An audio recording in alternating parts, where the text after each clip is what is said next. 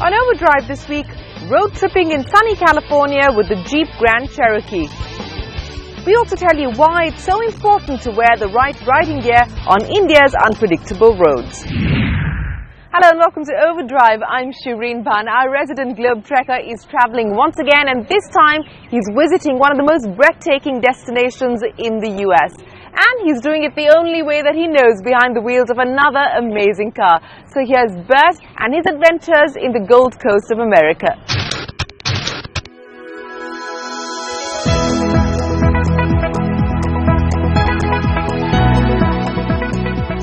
Welcome back to yet another of Overdrive's international travelogues. Now, you read quite a few of them last year in the magazine, on the website. You've also seen us drive around Belgium on a holiday. But, starting off this year, we're bringing you an entirely new series. And to start off with, we're in sunny California, in the state of California, in the USA, in the city of San Francisco. As you can see, right behind me is the Golden Gate Bridge.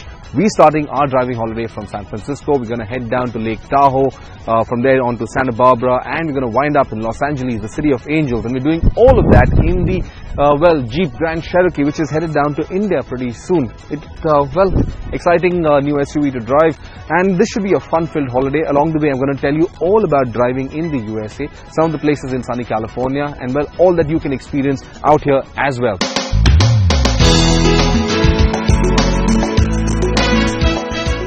So our road trip began in San Francisco, but rather than by car, it involved a lot of walking and a cruise on a boat. The red and white fleet offers fantastic views of the Frisco Bay area, and one particular rock that is famous for its infamous inmates, Alcatraz Prison. Nonetheless, while a car will get you from place to place, it's always easier to just park and explore parts of the city on foot. Fisherman's Wharf is one of the most popular spots, well known for its seafood restaurants, harbour views, the majestic cruise ships that dock here, and all sorts of fun activity. The city is also well known for its nightlife, live music, great food, and a vibrant culture that makes San Francisco a highly rewarding city to start your exploration of the west coast of California. Our next stop, though, is a bit further inland.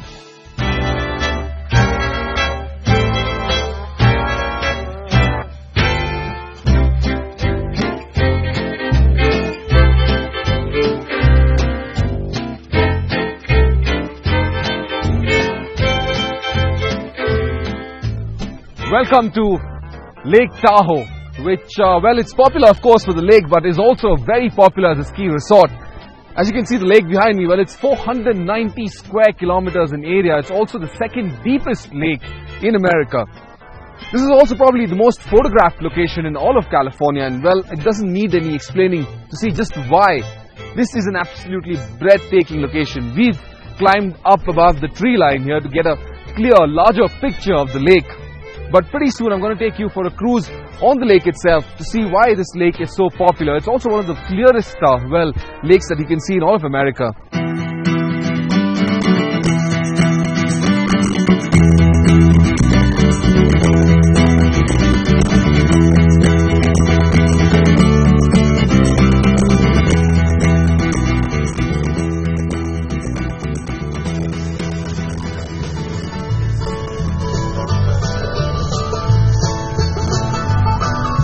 So as I told you, we're on a cruise on Lake Tahoe, and we're on the Tahoe Queen. This used to be an old steamboat, and if you look at the back, we've got these massive pedals that are taking us across the lake. And if you're good enough, or rather if you behave yourself, the captain here will very gladly allow you to take hold of the steering wheel, and this is something I haven't driven ever before. Lake Tahoe borders Nevada, which allows gambling and all sorts of stuff that's illegal in California. The state line, in fact, runs right through the middle of South Lake Tahoe. And while you can have a lot of fun in and around Lake Tahoe, you can really let your hair down just by taking a step across the border.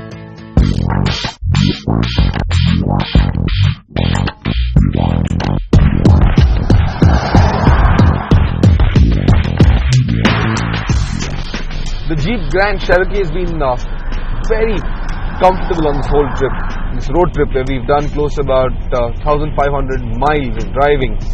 The Cherokee has been fantastic. It's comfortable, it's spacious, There's some fantastic features in this vehicle. And the space, what can I tell you about the space? This SUV is right now loaded with 5 people. And that's 5 people's baggage for a week. With 5 large suitcases, 5 haversacks, 1 tripod, a camera bag. And that means, well, the television cameras and photography equipment. And several other small plastic bags. As well as all the goodies you're taking back home.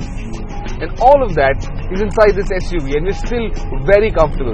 I'm quite looking forward to the Grand Cherokee coming down to India.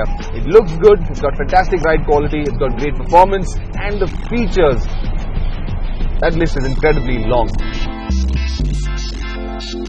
This SUV definitely has what it takes to put Fiat firmly back on the map. Along with the Jeep Wrangler, Fiat's comeback plans are full of vigor. Driving in the United States of America, or for that matter in the state of California, isn't difficult at all, as long as you keep a few simple rules in mind. Follow the speed limit as prescribed. You'll see numerous boards everywhere. There's, well, millions of dollars invested in infrastructure development, and you'll see thousands of boards all over the place. They'll tell you various things, from speed limits to what to do, which direction to go, and everything else that you'd ever need.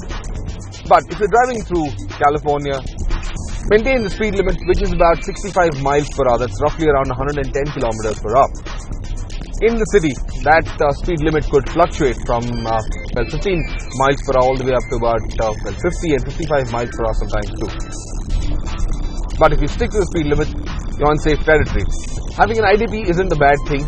An IDP is an international driving permit, and while it's required in most parts of Europe, in the United States of America, as long as you have a license that's printed in English, and most of the RTOs in India hand you a smart card that's printed in English, well, almost all rental agencies across the USA will accept that. The highlight of any road trip through California is the Pacific Coast Highway. Stretching from the north to the south of California, this highway charts a slow crawl, offering visually stunning views of the Pacific Ocean. From Monterey all the way down to Malibu, there are dozens of spots along this highway that allow you to pull over and absorb this magnificent coastline.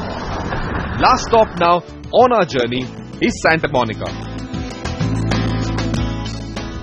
From San Francisco's Bay Area to Lake Tahoe to the Pacific Coast Highway, which runs alongside the Pacific Ocean, and even the beaches at Santa Monica and those further ahead of Los Angeles, water is an integral part of California's tourism. So, well, don't get too bored by it, because if you're driving through this state, you're going to be seeing a lot of water. California, sunshine, definitely, and of course, lots of water. It's a shivering road trip. Well, in the state of California, most of the tourist attractions have ample lot of parking spaces available. And these can cost as little as $1 and can go up from there depending on where you want to park, multiplexes or out in the street. Just, well, feed the parking machine and you'll be fine. America is probably the nation that invented the rental car service. And well, while there are several operators in the state of California, Hertz is probably the largest. So if you get down to San Francisco and take the shuttle to the rental parking terminal, Hertz has got this massive outlet with hundreds of cars available for you to take out anywhere within the state. The rates for most of those cars, they're very, very affordable. But if you really want to splurge, they've got a premium collection, they've got a prestige collection where you can probably book, and you have to do this well in advance, a supercar or some really nice and expensive SUV or luxury sedan.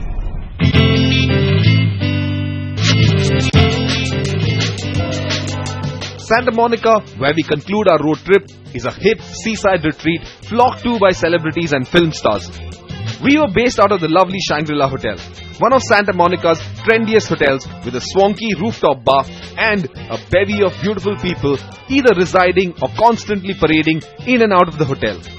Santa Monica has several attractions a short drive away: Universal Studios, Venice Beach, Malibu, and of course Beverly Hills, a ridiculously expensive shopping district and home to some of the richest and most famous people on the planet. And so we've come to the end of our journey here in Santa Monica. It's been an epic road trip, and everything in the United States of America, including the state of California, is just larger than life. But to end, here's an interesting fact. Right behind me is the Santa Monica Pier. It's the concluding or the starting point for Route 66, which gives me another idea for a road trip, this time on a motorcycle. Well, Bert certainly seems to have taken a fancy to driving around in jeeps in the US. I guess if you are exploring exotic locations, it's best to do it in luxury and style. On that note, it's time for us to head into a break. When we return, Bert answers your questions on Auto Selector.